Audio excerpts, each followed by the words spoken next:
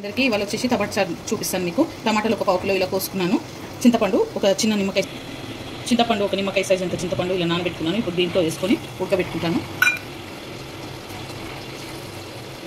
తానండి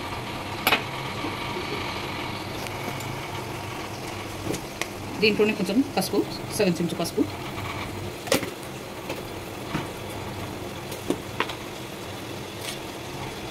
ఒక చెంచా ఉప్పు వేసుకొని ఉడకబెట్టుకోవాలి. 15 మినిట్స్ వరకు ఉడకబెట్టుకోవాలండి. ఇది దగ్గరికి కావాలి. టమాటా ప్యూరీని మెత్తగా పేస్ట్ చేసుకోవాలండి. ఓకే అండి, ఇలా మిక్సీ పట్టుకోవాలి మెత్తగా.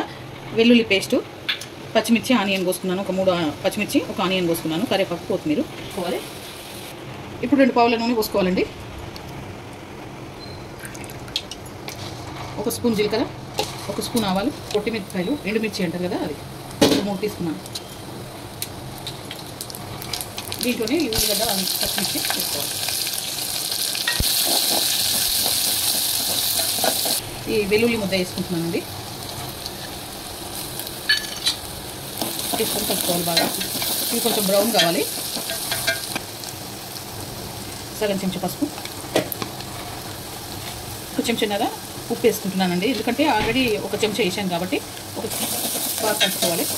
ఇప్పుడు ఈ టమాటా ప్యూరీ వేసుకుంటున్నాను. మొత్తం మిక్సీ వేసుకుంది. దీంట్లో నీళ్ళు పోసుకోవాలి.